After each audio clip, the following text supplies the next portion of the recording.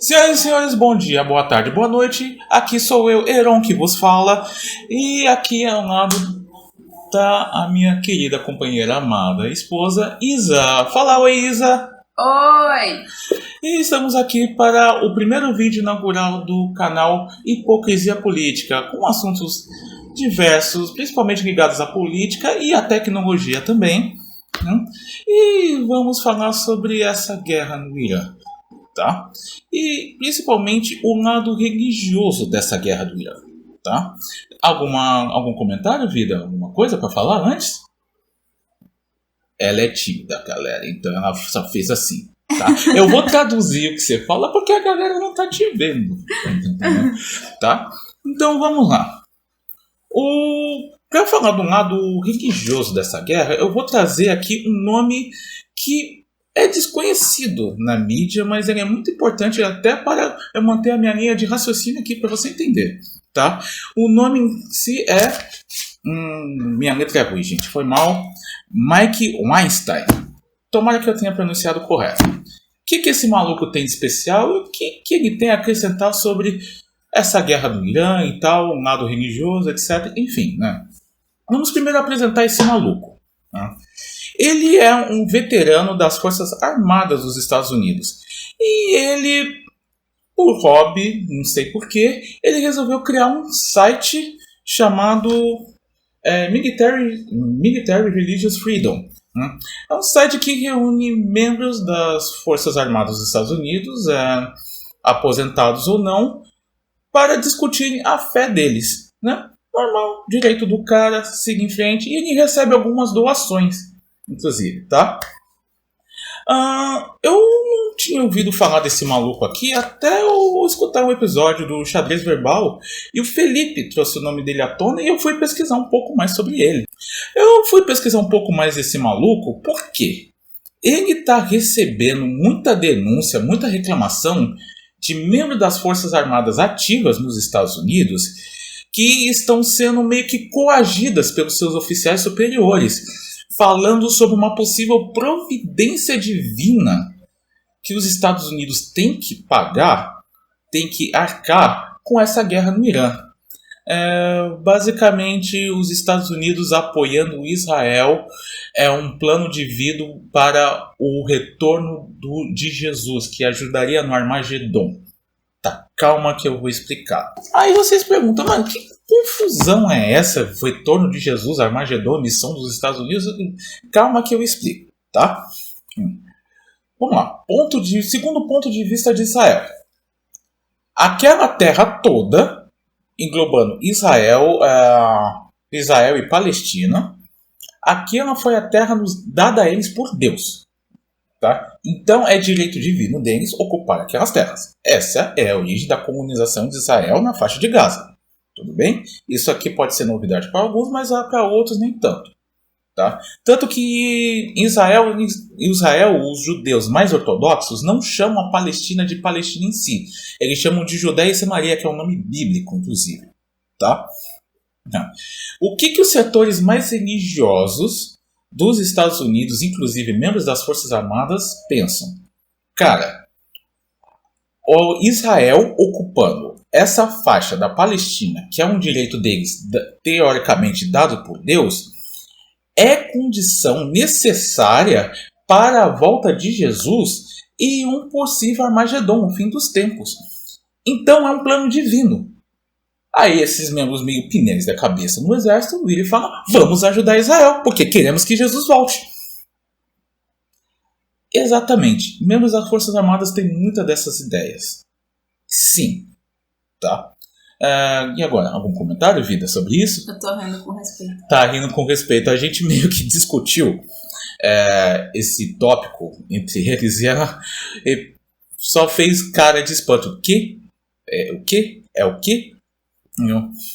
Sim. Porque parece absurdo você estar falando de uma força militar. Você está introduzindo uma religião onde você precisa seguir ordens restritas do seu superior, que logicamente vai conversar com o Ministério de Defesa. Sim.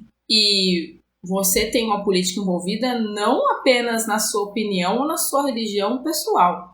Então, parece absurdo, soa absurdo para mim.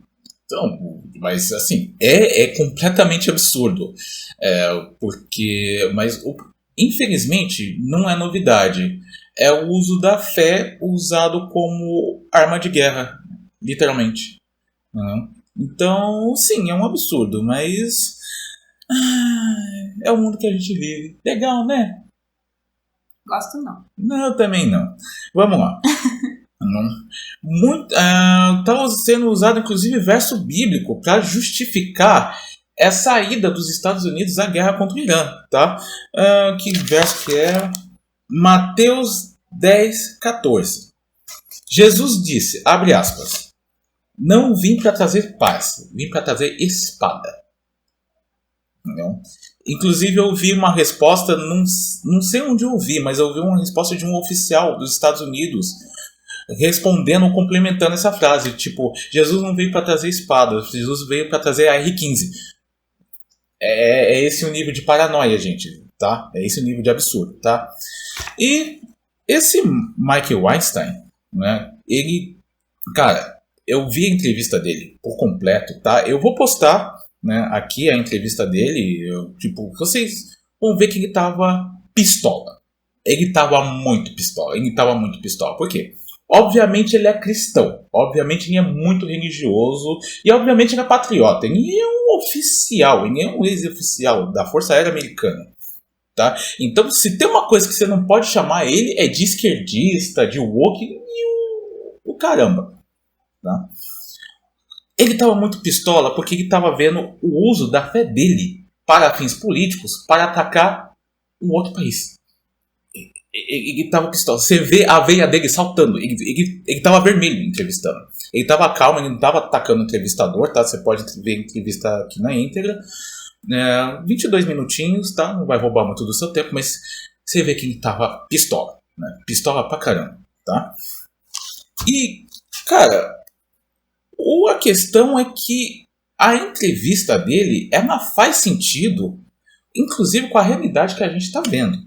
O novo secretário da Guerra, sim, o Donald Trump mudou o nome de secretário da Defesa, de Secretaria da Defesa para Secretaria da Guerra. É isso, tá? Tipo, o novo secretário da Guerra, chamado Peter Hegseth, tá? Ele é estranho, no sentido mais negativo possível, tá?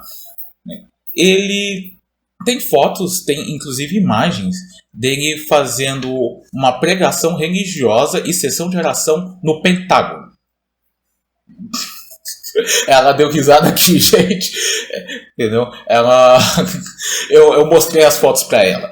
Tá? Fiquei sem reação. Entendeu? Tipo, militares assim e tal.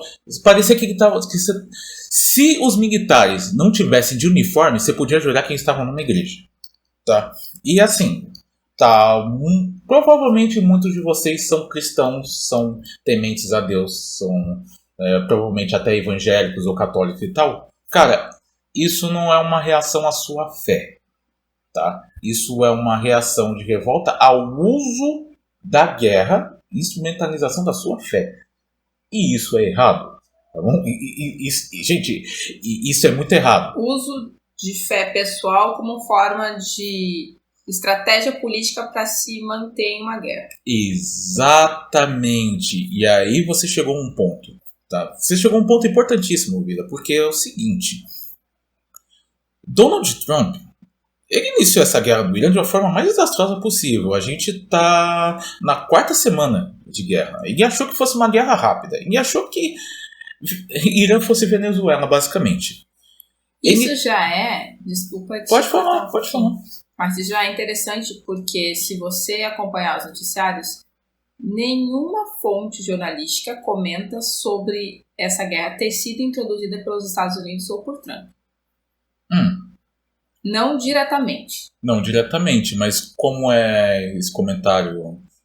Todas as notícias que você for acompanhar, certo, elas estão apontando fatos e acontecimentos provocados ou por Irã ou por Israel, distanciando a responsabilidade política claramente dos Estados Unidos. Então, O rolê é o seguinte, tem duas.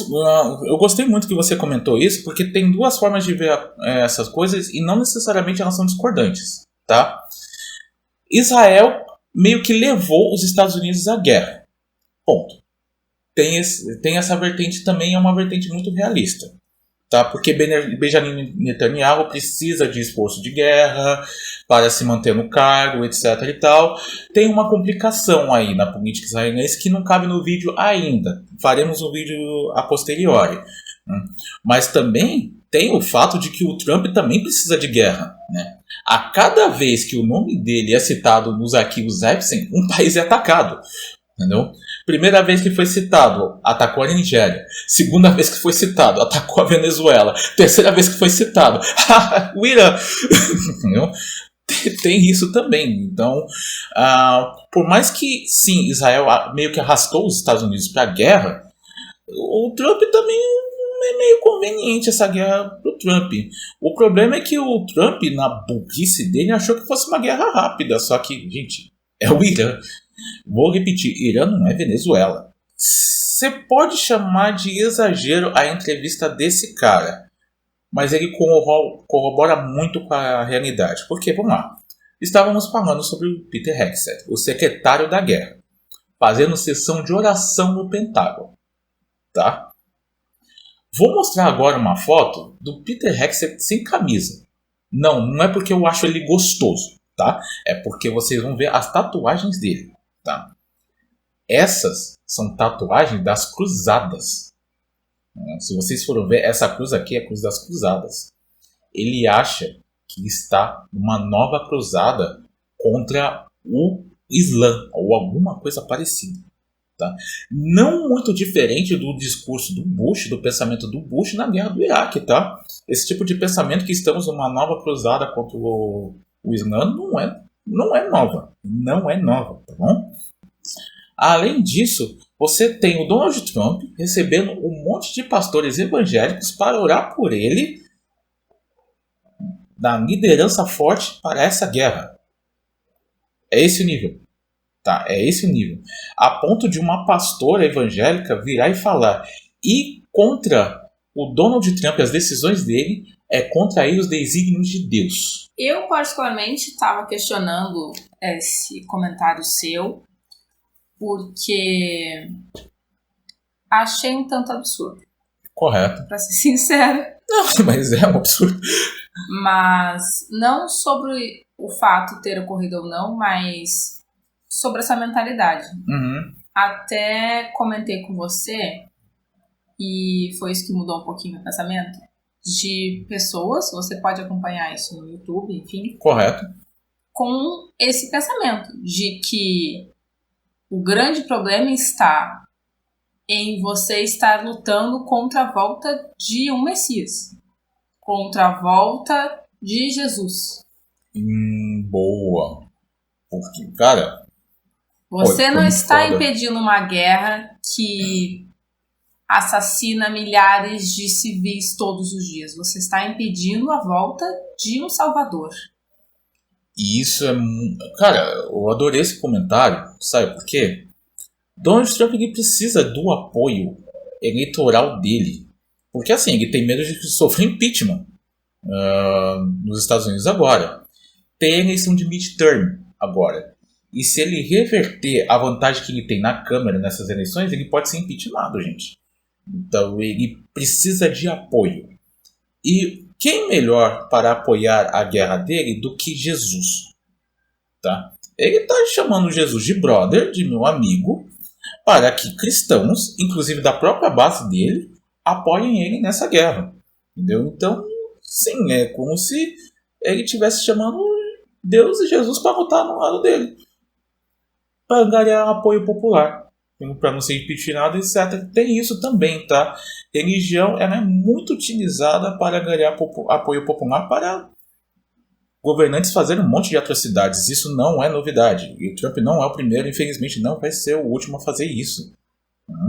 O que me assusta é isso ainda ser eficiente. O uso da fé ele é eficiente, tá? E assim, quem é cristão que está assistindo, Não fiquem chateados com a gente. Repetindo, a gente não está criticando a fé de vocês. O que a gente está criticando é o uso da fé de vocês como ferramenta política, nesse caso, literalmente como arma de guerra. Tá?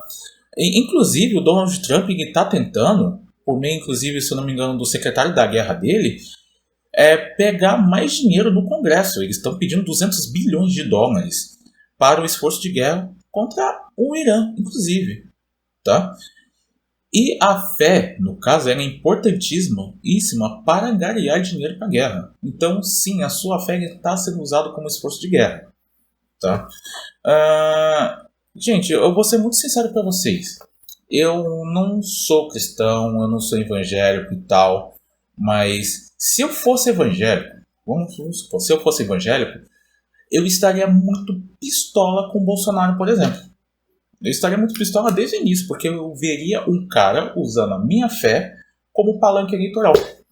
Tá? E, gente, isso engana, tá? Isso engana muitas pessoas. Se, infelizmente, eu não estou criticando vocês, mas muitos dos cristãos foram enganados pelo Bolsonaro. Cara. Vocês querem um exemplo? Bolsonaro, ele é evangélico. Calma, ele nem sempre foi evangélico, ele sempre foi católico. Agora, você vai me convencer que há um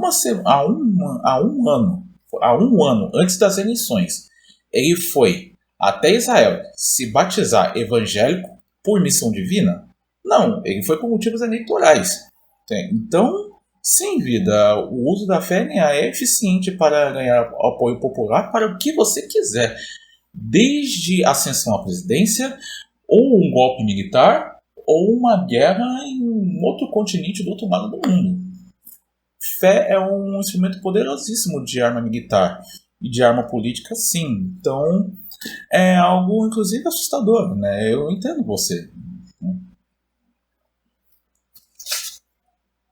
Tem uma questão que não se trata do fato de usar a fé como palanque eleitoral. Porque acho que esse é um limite, não acredito que ético, mas muitas aspas aqui, aceitável. Muitas aspas. Mas para você angariar e desenvolver e se manter em uma guerra, a gente já está falando de um outro patamar. Sim, sim. E é isso que é assustador. Exatamente. E foi como você falou, vida, porque assim, colocando Deus e Jesus no meio, você tem liberdade para virar para a pessoa e falar: você é contra a guerra? Você não está sendo apenas antipatriota. Você está indo contra Deus. Você está indo contra o desígnio de Deus. Você não é a favor que Jesus volte? Você é contra Jesus? É isso? Você pode fazer esse salto. Lógico que é terrível para demonizar as pessoas. Né? Você falou muito bem. Você falou muito bem isso. Né? E assim, o quão arrogante você precisa ser para falar que você está agindo em nome de um plano divino superior e que você é a peça-chave disso. Entendeu? Cara, isso é arrogante demais para dizer o mínimo. Você se coloca eu sou o cara que vai fazer o desígnio de Deus ser cumprido para fazer Jesus voltar. Gente, o quão arrogante, prepotente e egomaníaco você tem que ser para afirmar isso. Isso é um absurdo, gente. É um absurdo. Né? Entendeu? Tem mais alguma coisa, Viu? Não? Você... Tipo, a gente começou o assunto falando sobre isso ser uma guerra religiosa, a gente acabou estendendo. Muito provavelmente posso cortar esse vídeo em várias partes, tá? Porque esse vídeo tem 57 minutos já. Entendeu? Então a gente vai dar uma cortada, vai dar uma lapidada e tal. Estender o assunto, porque isso aqui é um assunto que gera vários vídeos. Né? Você tem alguma coisa para encerrar o assunto, Vida? Alguma discussão, sei lá? Você queria começar o vídeo falando sobre se tornar uma guerra religiosa. Aí que tá. Já é uma guerra religiosa. Tá. Isso é uma guerra religiosa que a gente meio que se perdeu um pouco no assunto, mas é bom essa discussão. Mas, do ponto de vista dos Estados Unidos, é uma guerra religiosa. No ponto de vista. Eu questiono um pouco se se trata de uma guerra religiosa ou se trata de uma guerra territorial. Tá. É uma guerra com componentes religiosos. Talvez. Eu diria que sim. Correto. Como desculpa para se ter essa guerra. Porque ao longo desse processo, você tem Israel ocupando espaços, invadindo espaços, expulsando moradores. Sim. E você também tem Irã preocupado em expandir seu território. Sim. E ocupar outras áreas. Sim. Justamente para manter a sua religião. Então, eu me questiono, seria uma guerra religiosa ou seria uma guerra por território com viés religioso? Eu diria que é uma guerra religiosa, Vida, porque é o seguinte. Eu acho que eu entendi a tua pergunta. É uma pergunta boa para encerrar o vídeo. Uma pergunta excelente, porque, cara, Israel não tá terraplanando a faixa de Gaza, principalmente por justificativas religiosas. Ponto. Sem o pilar religioso, essa guerra não existiria. Esse massacre em Gaza não existiria. Pelo menos não desse jeito. Talvez houvesse outros motivos, não sei, mas a justificativa principal é essa. Me questiono sobre isso porque no início do processo da criação de Israel, nós tínhamos judeus convivendo, em tese, pacificamente. O que se via na prática era uma expulsão de moradores civis na região. Justamente por território. Bom, nos foi dado esse território, logo mas o território é nosso e único exclusivamente nosso. Aí que tá, mas esse território foi nos dado por Deus. Aí que tá. Não tem como desvincular o componente religioso. Por isso que é uma guerra religiosa.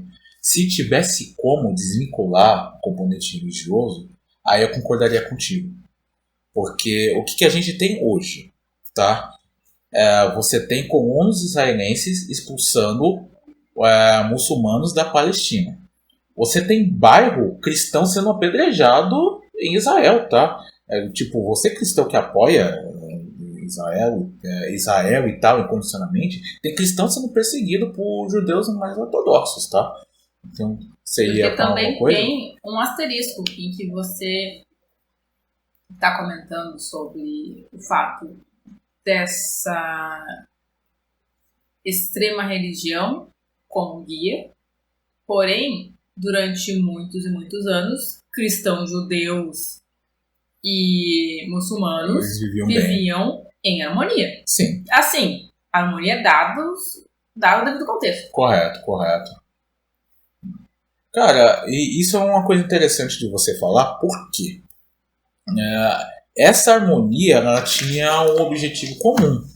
Ela tá falando justamente do Império Turco-Otomano, gente, porque o Império Otomano, né, o Império Turco-Otomano já está datado o termo, mas o Império Otomano era um império governado por muçulmanos, mas que convivia um monte de crenças e fés ali. Tipo, tinha sírio no Império Otomano. Tinha muçulmano e tinha judeu também. E judeus e muçulmanos eles conviviam relativamente bem, justamente porque eles tinham um inimigo comum.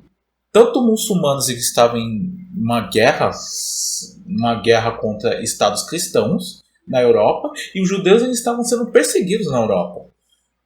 Então, os judeus e muçulmanos eles viam relativamente bem e até unidos contra meio que um inimigo comum. Cara, nós dois estamos sendo perseguidos pelos cristãos na Europa. Vamos ser amigos.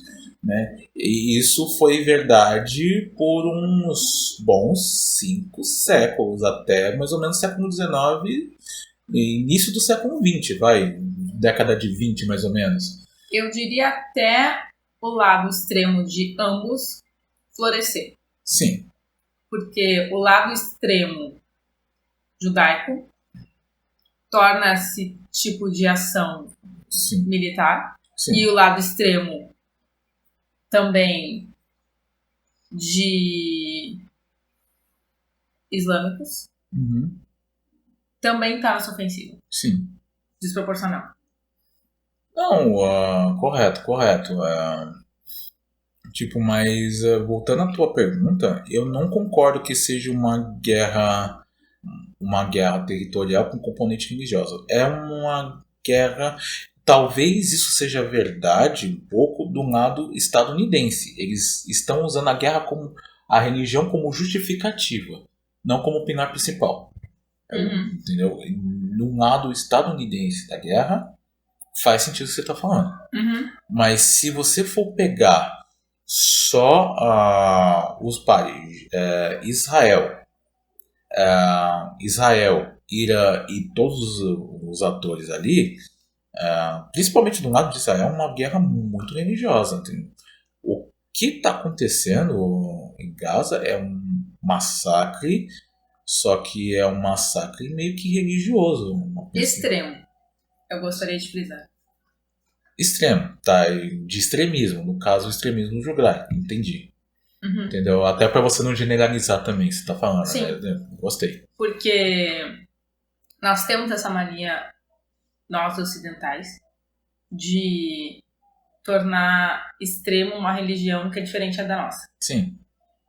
E não é o caso de simples e puramente a religião tornar esses fatos plausíveis ou reais. Mas o lado extremo da religião. Entendi. De ambos os países. Não, correto, entendi. O extremismo e outra, vamos lá. Uma coisa muito triste que eu vou falar agora e é aí que a gente pode encerrar o vídeo, né? Não, vai encerrar o vídeo triste.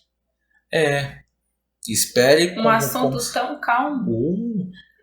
Espere como consequência dessa guerra um aumento do extremismo iraniano xiita. Muito provavelmente com ataques terroristas no Ocidente. Mais ou menos o que aconteceu depois da guerra do Iraque, com o terrorismo se espalhando na Europa, né? Se eu não me engano, teve nos Estados Unidos também terrorismo islâmico, né? Só que dessa vez não é um terrorismo islâmico sunita, é um terrorismo islâmico xiita. Essa é uma consequência preocupante dessa guerra, tá? Tipo, o Irã não vai ficar quieto depois dessa guerra. Não vai. Alguma coisa ele vai fazer. O que? Não sei. Muito provavelmente vai ter uma onda de atentados terroristas por aí, tá? Esperem isso aos aliados dos Estados Unidos, inclusive no próprio Estados Unidos em si. Eu amo meu país. É verdade. Entendeu? Olha, não sei se a gente tá muito fora disso não, porque assim, teve atentado terrorista xiita iraniano na Argentina, tá? A Polícia Federal, inclusive, a gente já tava junto, a gente já tava casado. Acho que a gente já tava casado já. E eu vi uma notícia sobre a Polícia Federal desbaratando um ataque terrorista do Hezbollah em mesquitas não, em sinagogas aqui no Brasil. Isso aconteceu, tipo, e isso aconteceu, acho que foi um ano retrasado, inclusive, não foi recente, tá? Então... Nunca achei que eu, como jornalista, diria essa frase, mas vamos perpetuar os estigmas brasileiros? Brasil é futebol, é carnaval, é samba. Entendeu? Então, só isso. Assim, tipo, é dessa notícia pessimista que eu espero que estar errado, que assim se despede. Possível consequência dessa guerra: extremismo islâmico xiita transformado em terrorismo no Ocidente, né? Na Europa, possivelmente nos Estados Unidos, eu acho que a América do Sul não, tá? Eu acho que a América Latina não, mas eu também não descartaria, até porque o Brasil tá longe desse rolê, entendeu? Mas assim, A humanidade não é linda? Eu amei esse final. Tá certo, a gente tá despedindo, a gente se alongou bastante, né? Provavelmente a gente vai dividir esse vídeo em várias partes, né? Então, a gente pode pôr esse vídeo na íntegra, mas depois dividir em cortes. E é isso, vida. Alguma mensagem final para o nosso primeiro vídeo? Vamos comer um pedaço de bolo de chocolate. Tudo bem, é a formiga do casal e eu conquistei ela enviando doce pra ela, tá? É exatamente isso. Mas é que o momento pede. O momento pede, tá? E assim, gente, se despedindo aqui. Um abraço, obrigado por assistir até aqui. E até o próximo vídeo, galera. Falou, tchau, tchau. Tchau, tchau.